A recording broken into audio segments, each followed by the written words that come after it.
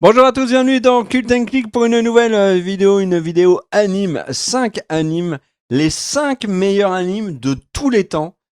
Non, pas du tout. Les 5 animes que va vous conseiller l'ami Greg. Salut Greg, comment vas-tu ? Écoute, ça va très bien. J'ai passé énormément de temps pour préparer cette vidéo. Du coup, j'ai hâte de vous en parler. Il y a des animes que je trouve très chouettes. Et il va y avoir un peu de bonus pour pouvoir faire un petit peu plus que 5. On va en parler. En tout cas, il y a plusieurs animes qui méritent vraiment d'être regardés. On va en parler très vite. Ok. Alors, du coup, donc le principe c'est assez simple. Ok. Tu présentes, je dis si j'ai envie de le voir ou pas, en sachant que tu as déjà des difficultés pour me convaincre puisque je suis pas trop anime. C'est parti, fais-moi rêver. Alors, on commence par Seraph of the End. Alors, qu'est-ce que c'est ? On est dans un monde post-apocalyptique. Un virus arrive, dégomme la population. Il ne reste plus que 10%. Et eh bien, qui en profite quand l'espèce humaine est au plus bas ? Eh bien, ce sont les vampires qui décident de sortir de l'ombre et d'asservir une partie de la population, et particulièrement les enfants, et parce que les enfants survivent mieux à ce virus. Toute coïncidence avec le Covid est complètement fortuite. Vraiment, n'y voyez rien. Surtout que l'anime a plus de 10 ans maintenant. Et donc, du coup, les vampires arrivent et ils se mettent à asservir, comme je disais, une partie de la population et donc des enfants. On suit une petite famille, puisque les enfants, ce sont des orphelins, donc se sont rassemblés entre eux et s'appellent un peu famille. Et il y en a un qui, lui, est vraiment contre cette domination des vampires, pendant que l'autre essaye d'utiliser les vampires en disant prenez-moi plus de sang et en échange, je veux des cadeaux. Et ces cadeaux qu'il va donner à sa famille. Et on va suivre comme ça un peu ces deux enfants, l'un plutôt dans le conflit et l'autre qui va aller plutôt du côté des vampires pour essayer de sauver sa famille. Les deux avec la même idée, les deux avec le même amour l'un pour l'autre. Et c'est une série qui m'a vraiment surpris. C'est une série qui n'hésite pas à avoir des moments très poignants. Il y a certains personnages du début de la série qui ne passeront pas le début de la série. Et ça, c'est un peu surprenant quand on commence, parce qu'on a l'impression qu'on est sur un anime un peu classique sur les quelques minutes. Et puis assez vite, en fait, on se rend compte qu'il y a une ambition qui est supérieure. Et puis, c'est pareil, la narration, ils n'ont pas peur d'avoir des grands bonds dans le temps, c'est-à-dire des moments où il se passe quasiment 10 ans entre deux épisodes.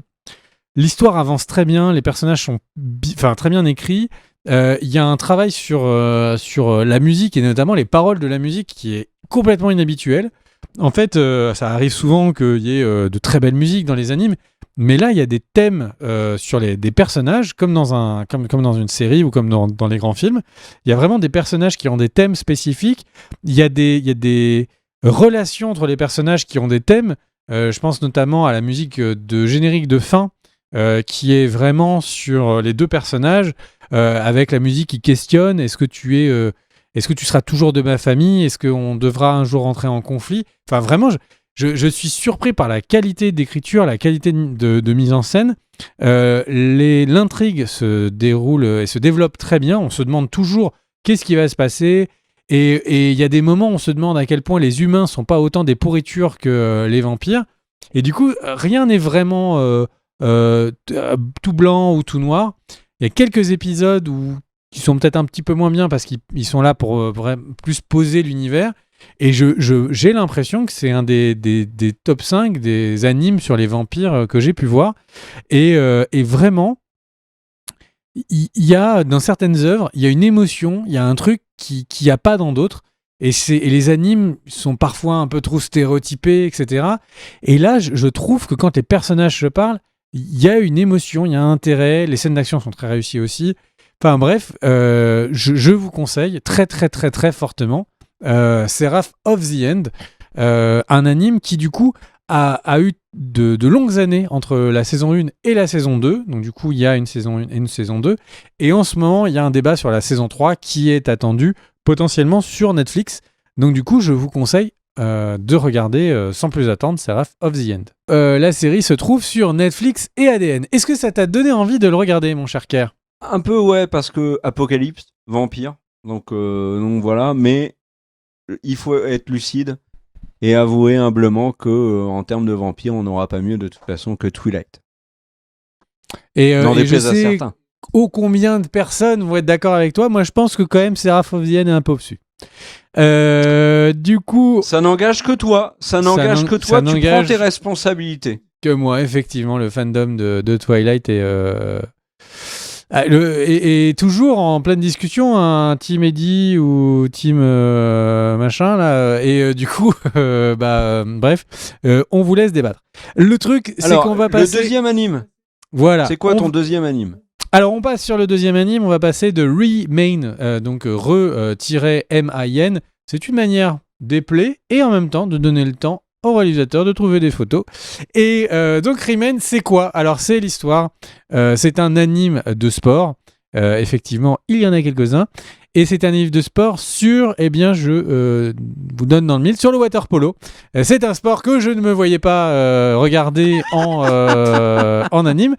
Et c'est très très sympathique. Alors après, je trouve que les animes qui sont sur l'eau, sur la piscine, enfin qui sont toujours très réussis. Je sais pas pourquoi.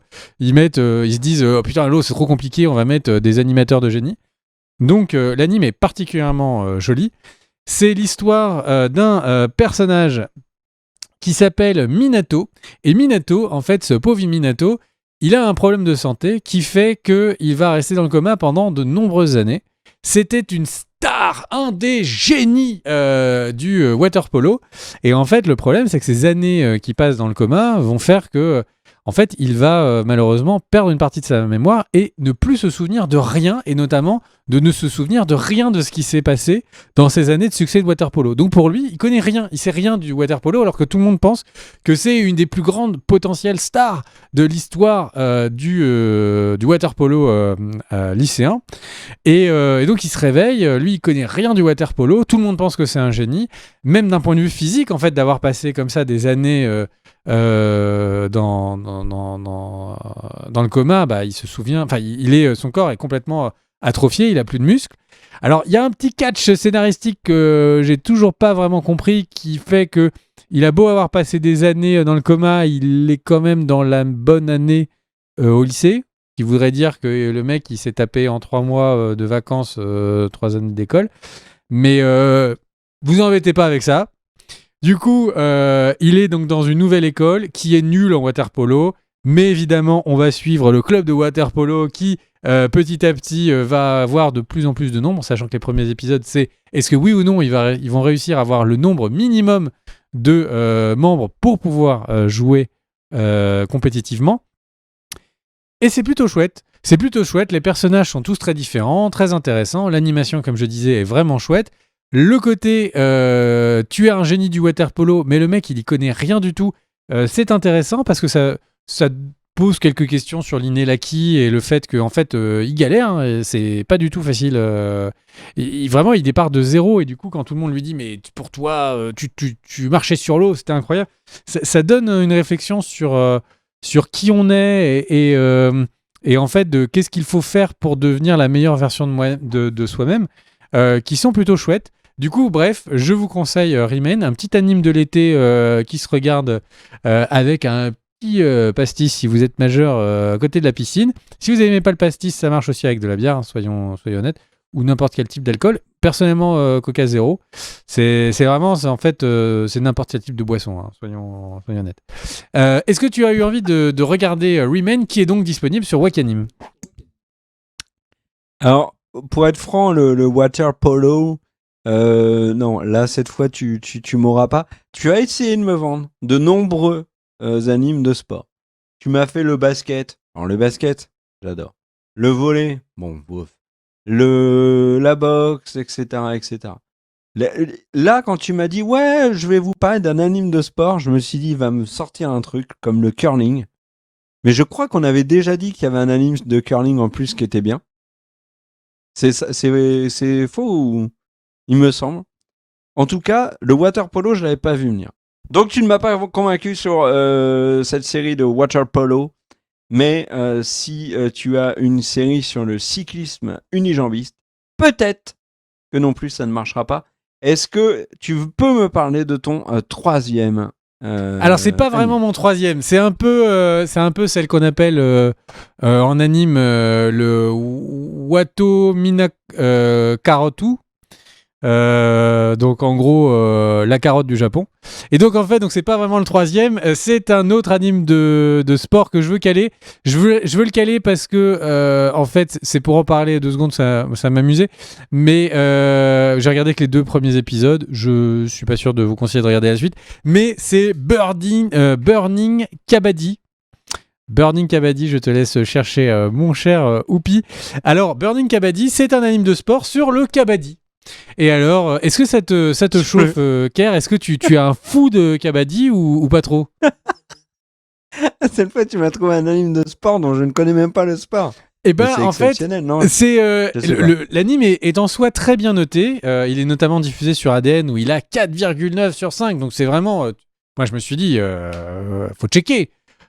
C'est sûr que c'est un truc de ouf. Et en fait, donc c'est un champion de foot, donc qui est Monsieur Cheveux d'Argent, que tout le monde appelle l'invincible. Personne ne réussit à le mettre à terre, et qui du coup dit j'arrête le foot, c'est trop facile. Je me mets au streaming de jeux vidéo. Et en fait, ça marche pas trop. Tous les clubs veulent bosser avec lui, et au final, il perd un pari et va devoir être inscrit au club de kabaddi. Et lui, comme nous, on ne sait pas ce que c'est le kabaddi, mais c'est un vrai sport. Et alors, la blague, c'est que du coup, j'ai regardé sur YouTube le kabaddi. Et visiblement, il n'y avait que des commentaires. Donc, la vidéo avait fait des millions de vues. Et d'une des compétitions de kabaddi. Et il y avait beaucoup de commentaires de personnes qui disent je suppose que comme vous, comme moi, vous êtes là parce que vous vouliez voir ce que c'était que le sport de la série. Et en fait, c'est un sport qui est hyper chelou. Du coup, je m'en vais de vous le raconter. En fait, c'est le jeu du chat et de la souris, compétitivement. Donc, il y a un terrain qui est divisé en 2. Et en fait, quand tu rentres dans... Donc, tu as une seule personne qui rentre dans le terrain adverse, où tu as donc une dizaine de défenseurs, je crois. Et en fait, le but du jeu, donc tu es là. Et en fait, si l'attaquant, donc, il faut qu'il touche un des défenseurs et qu'il se barre. Et s'il touche plusieurs défenseurs, ça fait plusieurs points et il se barre. S'il se fait choper avant de partir, il a perdu. Et s'il touche mais qu'il est chopé, il a toujours perdu. Donc c'est le jeu du chat et de la souris. Et par contre, c'est un sport de Perceval, ça. Et en fait, le truc, alors, c'est effectivement, beaucoup de personnes disent que c'est un sport du Pays de Galles. Et le truc, c'est que il y a quelque chose qui rend la série inregardable et le sport inregardable. C'est qu'en fait, quand un attaquant donc passe dans le deuxième partie de terrain, il doit en permanence dire kabaddi, kabaddi, kabaddi, kabaddi. Et il y a une dimension stratégique parce que quand tu vas sauter, normalement, tu changes ta respiration et donc tu dis kabaddi. Et donc le fait de la manière dont ils le disent est aussi très stratégique et c'est aussi donne des exercices pour savoir de contrôler le fait de dire kabaddi au même rythme mais alors que tu vas sauter. Et en fait le fait d'entendre en permanence pendant l'épisode kabaddi, kabaddi, kabaddi, ça prend la tête, mais vraiment très très fort. Et c'est pareil pour le sport. Enfin, il faut qu'ils abolissent le truc, c'est pas possible. Et du coup, merci à cet anime qui m'a fait découvrir ce sport que j'aurais jamais rencontré sur mon chemin. Hein. Et l'anime est donc génial si vous passez outre le fait d'entendre kabaddi tout le temps. Mais c'est l'enfer. Enfin, cet anime, c'est l'enfer, mais il est plutôt bien animé. Les personnages ont l'air d'avoir un plus ou moins charisme. Mais... Bref, le kabaddi, voilà, merci. Et là, franchement, je me suis dit... Cet anime, c'est l'enfer. Les mecs qui ont validé ça, c'est juste qu'ils avaient déjà 2 animes de basket, un anime de foot, un anime de water polo, et ils se sont dit, c'est pas possible, bon, qu'est-ce qu'il nous reste ? Vous avez quoi ? Kabaddi ? Oh putain. Bon, on va faire ça. Mais vraiment, le kabaddi, je l'avais pas vu venir. Voilà. Ok. Mais je vous conseille de regarder un match de kabaddi sur YouTube pour votre culture générale. Voilà, c'est important. Alors, quel est ton 4e anime ? Alors, mon troisième anime, c'est du coup Genjitsu Shugi Yusha no Okuko Seikenki. Voilà. Il y a un seul moment où c'est en fait Yusha, c'est avec 2 U, Oupi, dans ta recherche sur Google. Alors, Comment il doit galérer pour les images. Youpi me dit j'abandonne, allez vous faire foutre, c'est fini pour moi, tout ça. En anglais, c'est How a Realist Hero Rebuilt a Kingdom. Donc comment un héros réaliste reconstruit un royaume. C'est un isekai, un des fameux isekai. Donc encore une fois, quelqu'un de notre univers est envoyé dans un monde parallèle. Et donc il y en a eu plein. Hein. Il y a eu d'isekai, il y a eu le héros du bouclier, il y a eu celui avec un héros qui était trop précautionneux, qui s'entraînait trop. Bref, et donc qu'est-ce que ce héros va apporter à cet autre monde ?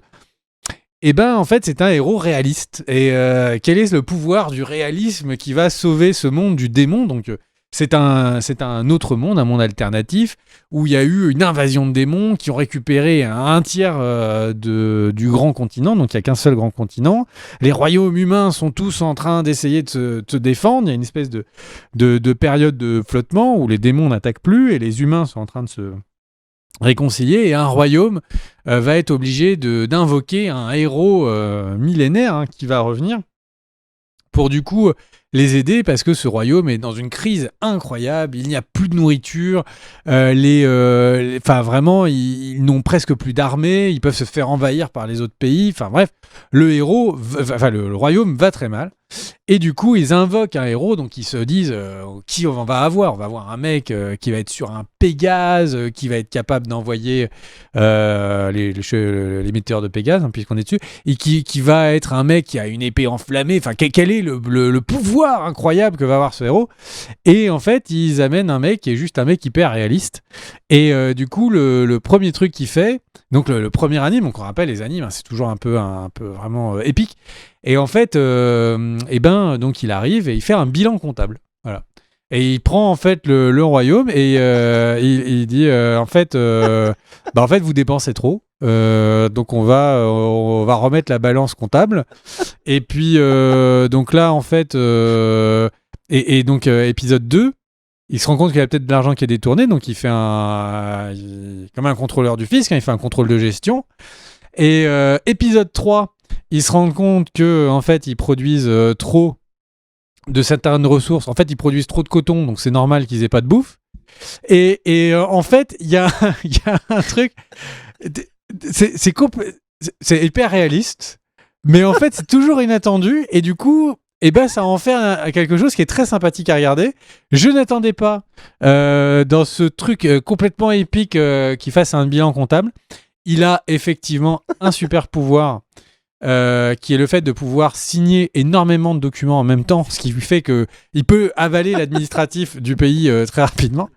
Donc c'est un ovni, mais c'est très sympathique. Les personnages sont cool, les relations sont très vite installées, le héros est très réaliste, et j'ai envie de dire, ils sont honnêtes sur le titre.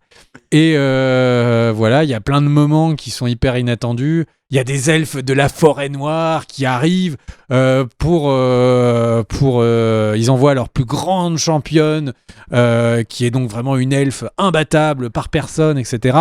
Et elle dit, je me mettrai à ton service, parce que du coup il a plus d'armée, je me mettrai à ton service si tu arrives à sauver notre forêt vraiment donc sacrée, parce qu'elle meurt, notre forêt meurt, qu'il y a un démon qui doit être dedans, est-ce que tu pourras la sauver ? Donc le mec dit, qu'est-ce qu'il arrive à ta forêt ? Il n'y a plus de nouveaux arbres, et les petits arbres, les jeunes arbres meurent tous.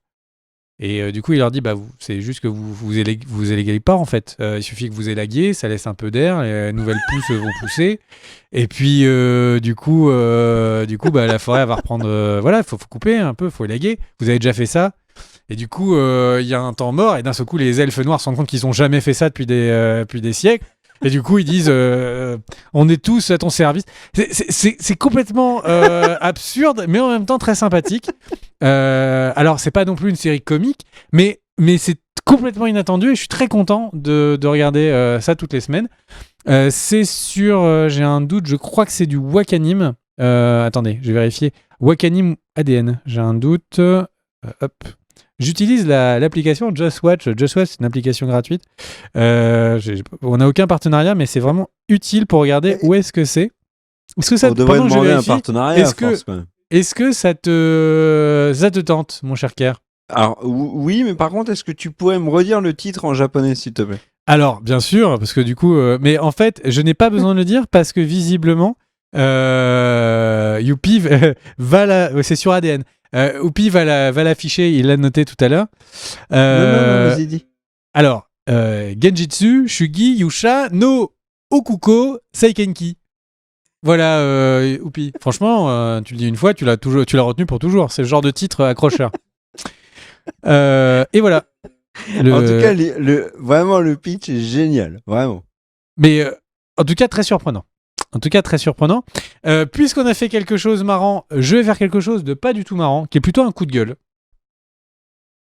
Si tu me permets, mon cher Kerr, de faire un coup de gueule Vas-y. en embuscade, je vais parler de Mushoku Tensei. Donc Mushoku Tensei. Qui est donc un autre isekai, donc c'est pour ça que je le place un peu en bonus de Realist Hero. Et en fait, donc c'est un isekai. Alors, je crois que le titre complet, c'est j'essaierai sérieusement réincarnation d'un sans-emploi. J'essaierai sérieusement si je vais dans un autre monde. Déjà, on se dit qu'est-ce qui se passe. Et en fait, donc c'est en gros un mec sans emploi qui vit chez lui, qui est enfermé chez lui, qui n'a des relations avec personne. Qui n'a aucune relation avec la gente féminine, enfermé chez lui, et qui meurt et se fait réincarner, mais dans le sens où il renaît, c'est un enfant à la naissance d'un enfant dans un autre monde, un monde magique, et du coup il regarde, il a les yeux, donc à travers les yeux de l'enfant, etc. Bon, jusque-là, pourquoi pas, on a vu d'autres isekai. Et en fait, là où ça dérape complètement, c'est qu'en fait, donc, lui, son délire, c'est d'aller regarder les autres fillettes de 3 ans. Quand il a, donc, l'anime vieillit avec lui. Donc, quand il a 3 ans, il adore regarder les fillettes de 3 ans. Il est à tout prix à fond pour essayer d'embrasser sa copine qui a 6 ans. C'est extrêmement malsain. C'est aussi malsain que ce que je suis en train de vous dire. C'est le moment où en fait on se dit what the fuck Japon, mais est-ce que c'est pas de la pédophilie cachée? Et en fait le truc c'est que je me demandais à quel point c'est un point de vue personnel et est-ce que je suis en train de mal prendre cet anime. Alors fait est que j'ai regardé un petit peu et effectivement il y a des personnes, il y a d'autres critiques sur YouTube, des sites, des vlogs qui parlent de cette série en disant mais qu'est-ce que fait cette série sur des plateformes classiques? Cet anime est sur Wakanim, ça a pas du tout, Wakanim on en a parlé à plusieurs reprises c'est une très bonne plateforme de streaming. Je vois pas ce que ça a rien de foutre là-dessus. C'est une série. Alors pour la blague, cette série est diffusée entre autres en Chine. Et en fait, il se trouve qu'en Chine, à peu près après l'épisode où il commence à vouloir faire touche pipi avec du coup d'autres enfants, il y a eu un message de la plateforme qui dit pour des raisons techniques, nous ne pouvons pas diffuser l'épisode 5. Et il y a également eu un autre problème technique qui font que les 4 autres premiers épisodes ont été supprimés. Nous sommes désolés du désagrément et nous verrons ce que nous pourrons faire techniquement. On est bien longtemps après, c'était en février. L'anime a disparu de Chine, il s'est fait kick. Et franchement, what the fuck. Tout est fait, tout est expliqué comme si c'était normal, etc. Alors, comme il vieillit, peut-être qu'il y a un moment où il est majeur et puis d'un seul coup tout rentre dans l'ordre.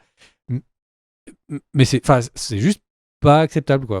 Dégager ce déchet de Wakanim. Il y a plus que beaucoup de nouveaux animes.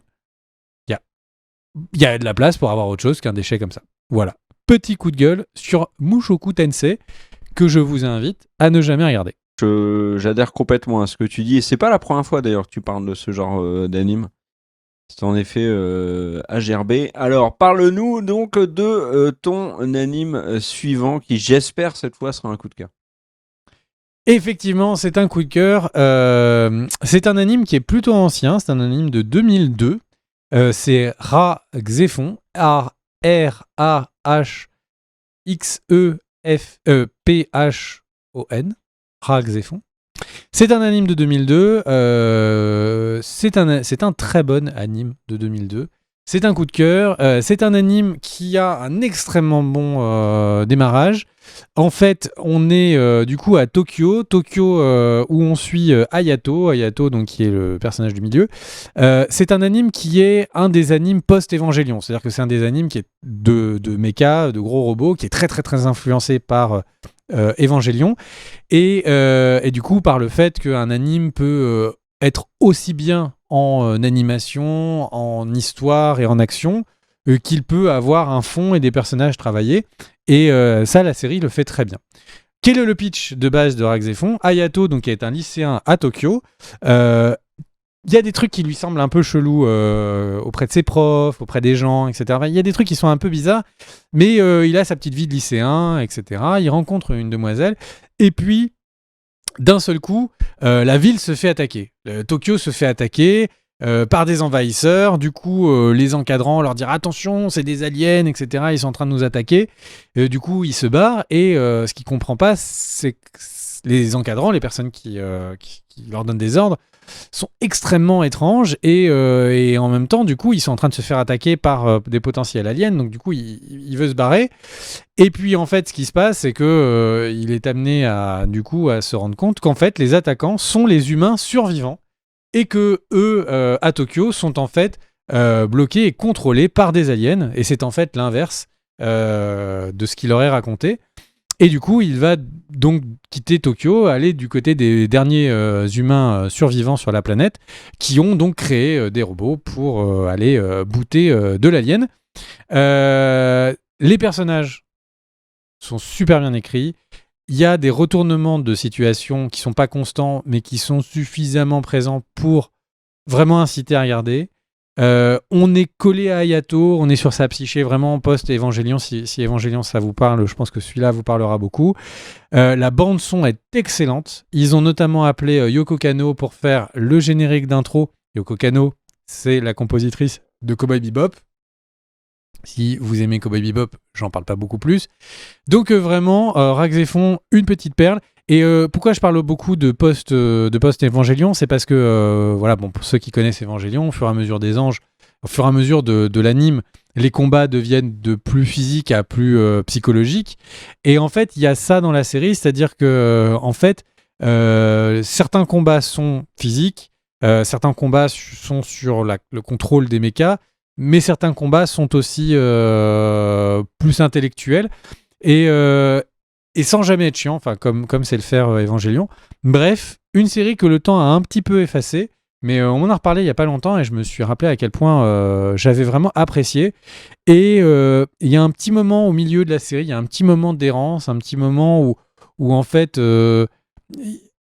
les héros tentent de trouver une autre option et vraiment c'est assez intéressant. Du coup, une série pas habituelle, une série de qualité. En une saison, il y a toute l'histoire et ça, c'est toujours chouette. Donc voilà, Ra Xephon, un anime mecha, pour ceux qui aiment bien, qui est vraiment très chouette. Et pour ceux qui aiment pas, juste une bonne histoire sur des personnages, sur deux... je vais pas dire une relation amoureuse, mais sur deux personnages qui juste essayent de voir où tout ça les amène. Voilà, pour pas vous spoiler. Est-ce que ça te donne envie de regarder ? Bah plutôt, ouais. C'est intéressant et en plus le pitch me fait penser à un autre anime, mais je peux pas dire lequel. Sinon je spoil méchamment.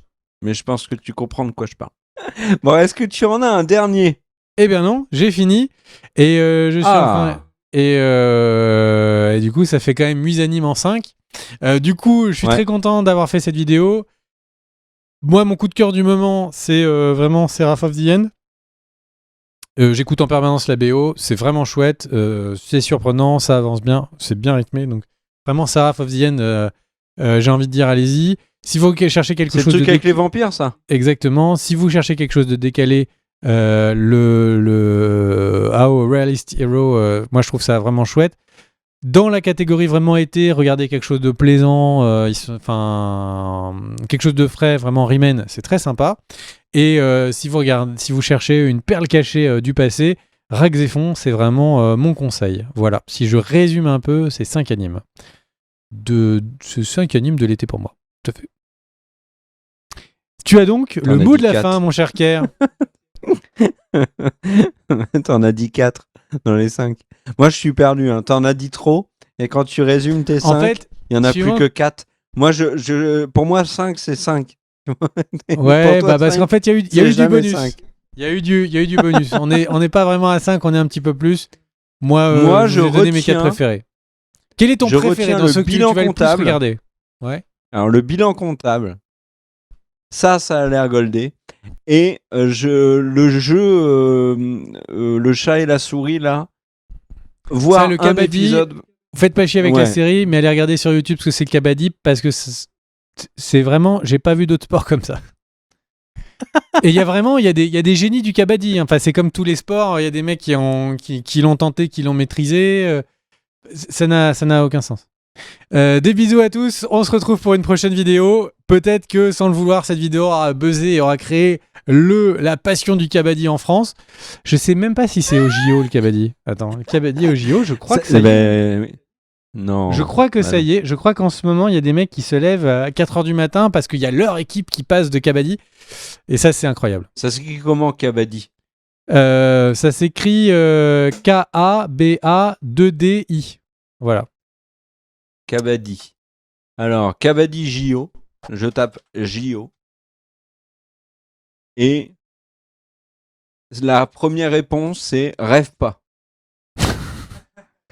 Ouais, là, de ce que je vois sur Internet, effectivement, ça a l'air d'être trop spécifiquement dans certains pays. Mais entre épervier et rugby, découvrez le Kabaddi. Maintenant que le combat de sabre laser est entré au JO, tout est possible. Et attends, tu sais ce que je viens de voir? Il y a un anime sur le Kabaddi. Ah, bah alors, regarde-le, tu nous en parleras dans une prochaine vidéo. Oui, ça s'appellerait Burning Kabaddi. Exactement. Eh ben, merci à tous d'avoir regardé la vidéo. Cœur sur les tipeurs. Oui, tu dans la quoi? grande lignée des titres français, donc Burning Kabaddi a été traduit Serge et le ballon rongeant. La France qui est quand même capable de traduire les titres de manière les plus incroyables. Attends, on n'a jamais vu. C'est sérieux? Non, pas du tout. Mais par contre, une série qui s'appelle Olive et Tom, alors que l'un des deux ne fait pas toute la saison, n'est pas d'ailleurs dans toute la série, ça c'est possible. Il y a aucun problème. Des bisous à tous. Kerr est complètement maximisé là. Des bisous à tous. On se retrouve pour une prochaine vidéo bientôt. Et surtout, dans les commentaires, n'hésitez pas à dire quelles sont les séries, enfin les animes que vous aimez bien en ce moment. C'est toujours un moyen pour qu'entre nous, dans la communauté, on puisse se faire découvrir des choses. Des bisous. Ciao, ciao.